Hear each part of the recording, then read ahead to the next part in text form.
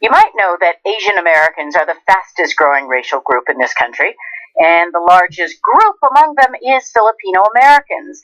Yet many Filipino Americans identify just as strongly with their Hispanic heritage, dating back to the 3 centuries when the Philippines was a Spanish colony. Anthony Ocampo is a sociologist and author of the new book, The Latinos of Asia. He grew up here in Southern California, home to most of the country's 3 million Filipino Americans. Good morning. Good morning. Thank you for having me. Great. It's really nice to have you. Let's begin with that. Even though Spain colonized the Philippines, in fact, the country's name comes from the 16th century Spanish king Philip II. It's still located in southeastern Asia along the South China Sea. So how exactly are Filipinos Latinos?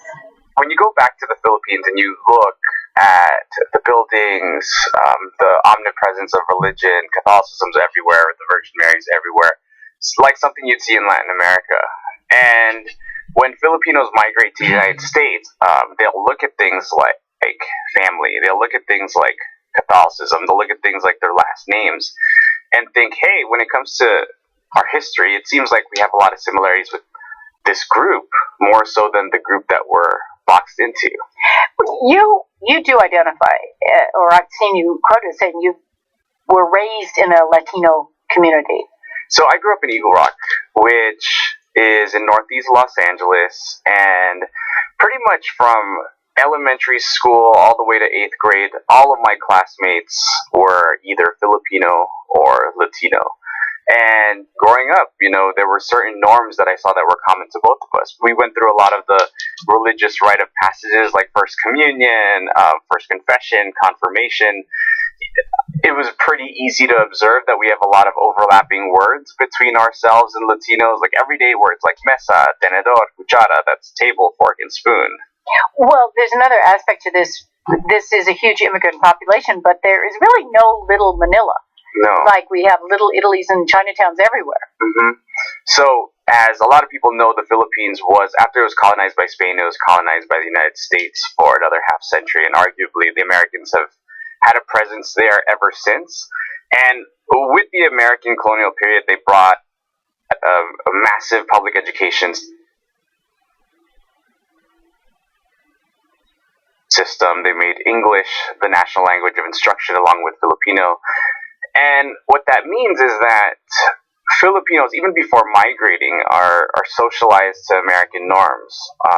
My mom, when she was growing up in the Philippines, she grew up watching Popeye cartoons, and in her elementary school, she was fined when they spoke Tagalog as opposed to speaking English. So by the time they get here, the usual things that push people into ethnic enclaves, like not knowing the language, not having the social networks, don't apply to Filipinos because of that strong American influence.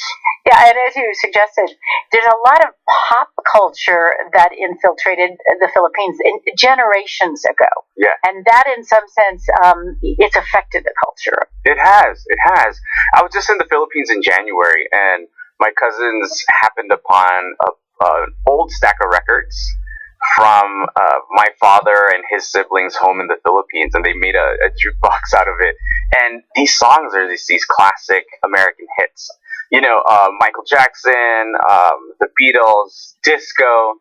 Well, given how many Filipinos and Americans of Filipino descent in this country, why do you think that group does not have a higher profile, as a nationality in the U.S.? I think Filipinos don't have a higher profile because when it comes to the way we think about race, Filipinos are really hard to place, right? We don't really have a distinct look. We can look Chinese, we can look Mexican.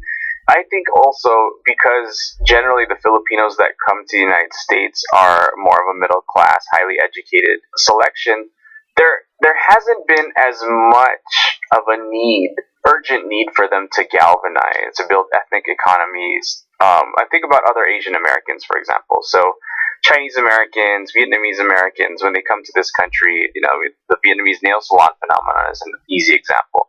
A lot of East Asians have developed these Saturday language schools, which have been really important for their kids to maintain their close ties to the culture of the homeland. And when you do all these things that are really concentrated, it makes people really visible, right? And Filipinos, because they don't have as much of a need to congregate in that same way, I think it makes them less visible. Let's talk a little bit about politics. Filipino immigrants and first generation as well, Filipino Americans, they're not very politically active in the United States. But what does motivate them to get out there and either fight for a cause or at least get to the ballot box? You know, Filipinos won't go to a political rally, but if they go to church and church says, hey, we're having an event related to some political candidate or some cause, say, abortion or same-sex marriage, Filipinos will go by virtue of being influenced by their parishes. Well, that would suggest, if one didn't know otherwise, that would suggest a conservative, or at least a socially conservative slant by Filipinos. So, there's been surveys done about Filipino voting patterns, and Filipinos were generally conservative up until the Obama election. U.S.-born Filipinos, they're overwhelmingly liberal and overwhelmingly Democrat. But yeah, the Catholic thing, it's not to be ignored because there are a lot of Filipinos out there that are single-issue voters. I was speaking with a relative of mine who said that they're a little bit shy to share that he has family members that will vote for Donald Trump, which was surprising to me, of course, because of his anti-immigrant speeches. But there are Filipinos for whom abortion is a major issue, or, their opposition to same-sex marriage, and they're going to vote for the candidate that's going to put the Supreme Court justice that'll turn the tides in terms of pro-choice rights or the marriage equality movement. Thank you very much for joining us. Thank you so much for having me here. I had a great time. That was Anthony Ocampo. He teaches sociology at Cal Poly Pomona, and his new book is The Latinos of Asia.